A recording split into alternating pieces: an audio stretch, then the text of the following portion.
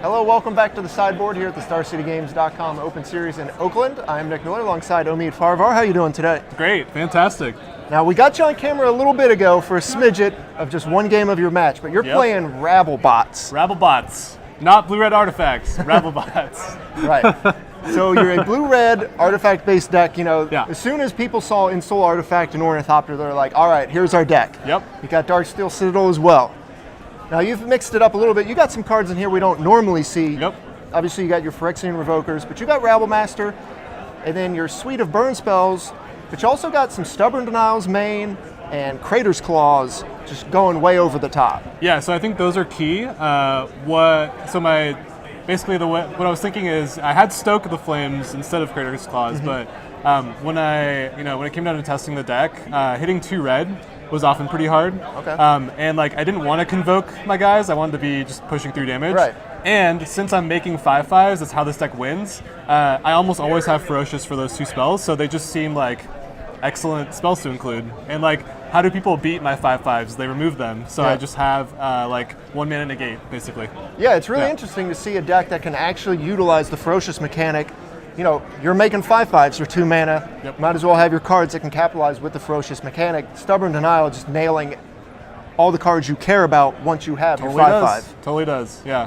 And I would say the worst cards to see are Abzan Charm and Utter End.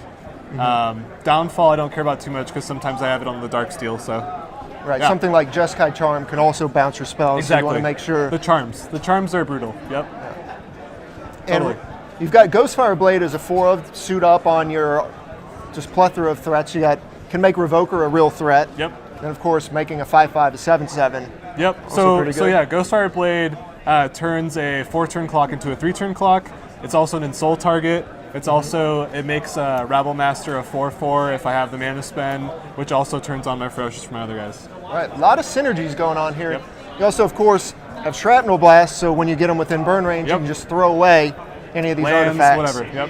Right, I think I saw you last round, attack a guy down to 7, Magma Jet him, Yep. Shrapnel Blast, game over. Usually when people tap out against this deck, it's pretty bad news for them. So, yeah, which may make us want to talk about the sideboard. Right. I don't know.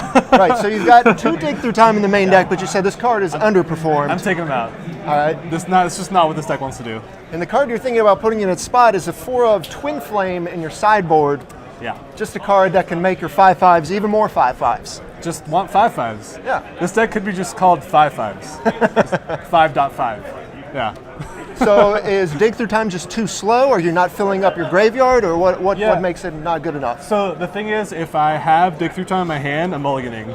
Okay. If I draw into Dig Through Time, I usually end up having to, having 2 blue is often not what I want to spend because I want to have blue up for this and this. Right. So in general, I just think it's just it's just almost always a dead card. I can't think of a scenario where I just need to dig for those 2 burn spells and kill somebody. I always feel it's just casting it. I'm always a turn behind. So I think just having more 5/5s is Right, a just way having better more idea. threats as opposed to Yeah. finding your threats. Was there ever a thought of Treasure Cruise due to its only 1 blue? Some people at Anime Imports, they were talking about adding Treasure Cruise just from the beginning, and in the end I just went for Dig because you get 2 cards and you get to pick the 2 cards Right. instead of just random 3. Treasure Cruise could work because I'm often getting 2 for 1 when it's not going my way, so Right. I fill up the graveyard pretty fast. But I don't know, maybe just put in 2 Stoke. I don't know. Yeah, when things see where it goes. when things go bad for the deck, you're usually getting blown out when you're trying to put an Ensoul on something or equipping something. At its very essence, this is a combo deck, right? I want certain pieces in my opening hand, and then I want to draw into other threats that could help end the game, but ultimately it's the first 7 cards. Right. I need one of these guys, or one of these guys, or one Right. of these guys with one of these guys, and if I don't have that, I'm often mulliganing. Okay. So it plays very much like a combo deck.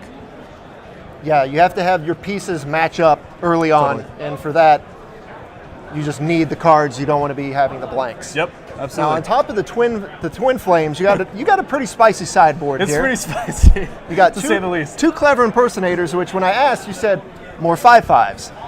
I mean, like I said, this deck is just. So another name for the deck I was thinking about was Too Fast, 4 Furious. Okay. But, anyways. Or 4 ferocious. There you go. Yeah, even better. Yeah, impersonators are for like planeswalkers that really affect the board. Like Sarkhan is super good. So impersonate a Sarkhan, either kill something or get in for 4 in the air. Impersonate a 5/5, impersonate a Rabble, get like extra. I don't know. It's pretty versatile. Yeah. So I like it. You got some Anger of the Gods here to deal with aggro decks. This deck is I'm going up to actually 4. seems pretty good against the aggro decks. You're just faster than them usually. You know. Totally. They play a couple 1/1s. You play a couple 5/5s. Yep.